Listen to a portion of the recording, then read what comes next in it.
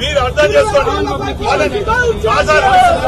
పూలు అమ్ముకుంటారు పైసలు ఉన్నోళ్ళ, పండ్లు అమ్ముకుంటారు పైసలు ఉన్నోళ్ళ, టిఫిన్ అమ్ముకుంటారు.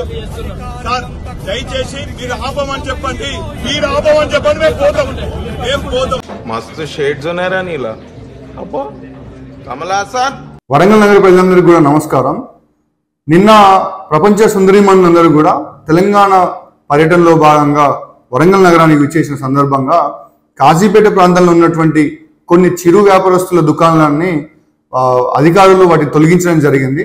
మరి ఈ విషయం మీద మాజీ శాసనసభ్యులు దాసం వినయ్ భాస్కర్ గారు స్పందిస్తూ వాళ్ళ జీవితాలని కాంగ్రెస్ ప్రభుత్వం మీద ఆగం చేసినట్లు, వాళ్ళ పొట్ట కొట్టినట్టు, వాళ్ళ జీవితాల్లో వెలుగులు లేకుండా కాంగ్రెస్ ప్రభుత్వం వాళ్ళని పట్టి పీడించినట్టుగా ఓ పెద్ద బట్టలు చింపుకుంటా నిన్న ధర్నాలు చేయడం అదంతా కూడా చేస్తున్నారు.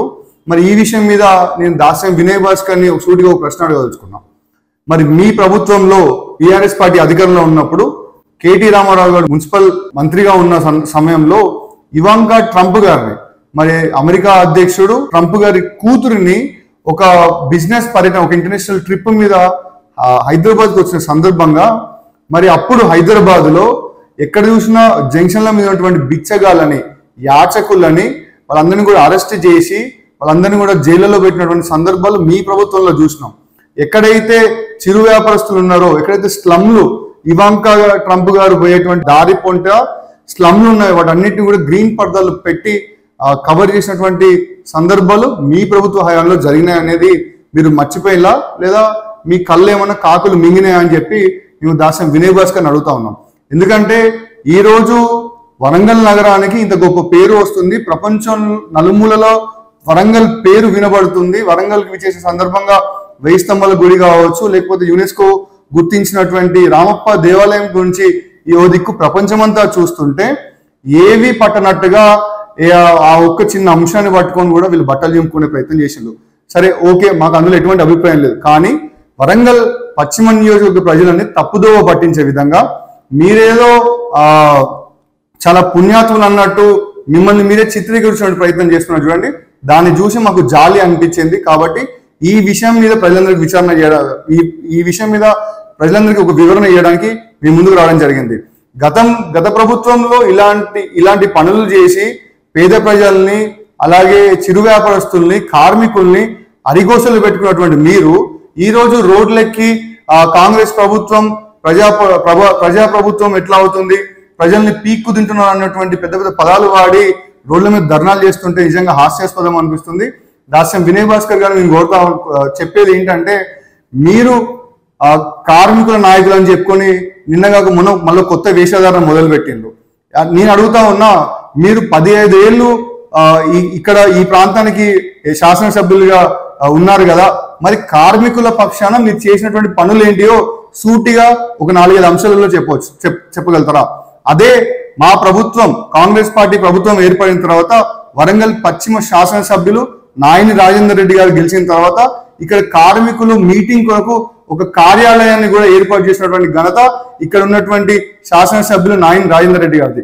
మొన్న మే డే రోజు సందర్భంగా కూడా వాళ్ళకు అది ఇవ్వడం జరిగింది.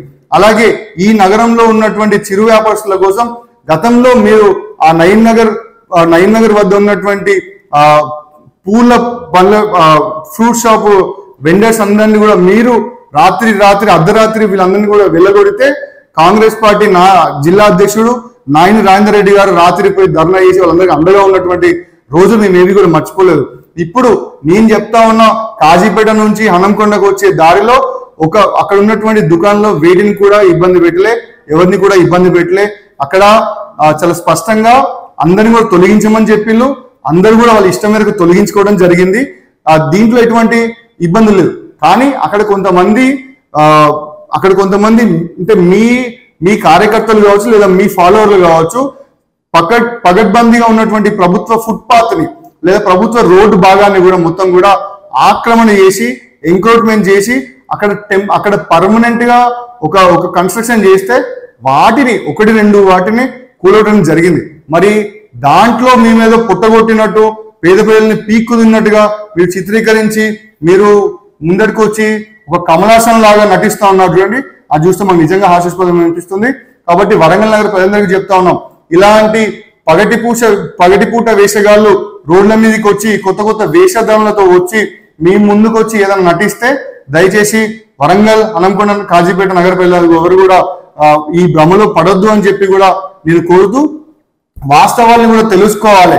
అక్కడ ఏం జరిగింది, అక్కడ ఉన్నటువంటి కార్మికులకు కావచ్చు, అక్కడ ఉన్నటువంటి చిరు వ్యాపారస్తులకు కావచ్చు నష్టం జరిగిందా, లేకపోతే వీళ్ళలా దాన్ని రాంగ్ వేలో పోర్ట్రేట్ చేస్తున్నారని కూడా నగర ప్రజలను కూడా ఆలోచించాలి. వాస్తవానికి అక్కడ ఉన్నటువంటి డబ్బా వాళ్ళు కావచ్చు, చిరు వ్యాపారస్తులు అందరినీ కూడా అధికారులు ముందే సూచించడం జరిగింది. ఆ సూచనల మేరకు వీళ్ళందరూ కూడా తాత్కాలికంగా తీసివేయడం జరిగింది. ఎవరైతే మొత్తం అక్కడ పర్మనెంట్ గా గోడలు కట్టుకొని షెడ్లు వేసుకుని ఉన్నారో వాళ్ళే మాత్రం తప్పని పరిస్థితులు తొలగించడం జరిగింది. మా నాయకుడు, మా వరంగల్ పశ్చిమ శాసనసభ్యులు నాయని రాజేందర్ రెడ్డి గారు ఎప్పుడు కూడా కార్మికుల పక్షవాతి, ఎప్పుడు కూడా కార్మికులకు చిరు వ్యాపారం అండగా ఉంటాడని చెప్పి కూడా ఈ సందర్భంగా తెలియజేస్తూ, నిజంగా అక్కడ ఏమన్నా ఇబ్బందులు జరిగితే దయచేసి మీ ముందటికి ఒక దొంగలాగా వచ్చి మీ ముందట దొంగ కన్నీళ్లు కాడుస్తూ, ముసలి కన్నీళ్లు కాడుస్తూ నటిస్తున్నటువంటి వాళ్ళని మాత్రం ఎట్టి పరిస్థితుల్లో నమ్మకండి. మీకు మా నాయకుడి గారి ఇల్లు డోర్లు ఎప్పుడు తెరిచే ఉంటాయి మీ సమస్యలు చెప్పుకోవడానికి. మీకు నిజంగా ఏమైనా సమస్యలు వచ్చి మీకు ఏమైనా నిజంగా ఏమైనా ఇబ్బందులు కలిగితే ఖచ్చితంగా నాయని రాజేందర్ రెడ్డి గారి ఇల్లు మీకు ఎప్పుడు స్వాగతం పలుకుతూనే ఉంటుందని చెప్పి కూడా నేను చిరు వ్యాపారస్తులను కోరుకుంటూ, మీ పక్షాన ఎప్పుడు కూడా కాంగ్రెస్ పార్టీ అండగా ఉంటుంది. మీ కొరకు నాయని రాజేందర్ రెడ్డి గారు ఎల్లవెల్లలా సేవలు అందించడానికి సిద్ధంగా ఉంటారని చెప్పి తెలియజేస్తూ, చిరు వ్యాపారస్తులను అడ్డం పెట్టుకొని చిల్లర రాజకీయాలు చేసేటువంటి దాస్యం వినయ్ భాస్కర్ ఇటువంటి ముసలి కన్నీరు ఆపాలని చెప్పి కూడా నేను ఈ సందర్భంగా విజ్ఞప్తి చేస్తా ఉన్నాను. ఇవాంకా హైదరాబాద్ రాక ప్రాధాన్యాన్ని సంతరించుకుంది. అంతర్జాతీయ పారిశ్రామికవేత్తల సదస్సు ఉన్న దృష్ట్యానే బిచ్చగాళ్లను తరలిస్తున్నారన్న విమర్శలు చెలరేగుతున్నాయి. వారు హైదరాబాద్ లో అడుగుపెట్టే సమయంలో రోడ్ల మీద బిచ్చగాళ్లు కనిపిస్తే హైదరాబాద్ బ్రాండ్ ఇమేజే కాక పాలకుల పరువుకు భంగం వాటిల్లుతుందని ప్రభుత్వం భావిస్తోంది. అందుకే హైదరాబాద్ లో బిచ్చగాళ్లను ఆశ్రమాల్లోకి, జైళ్లలోకి తరలిస్తున్నారు.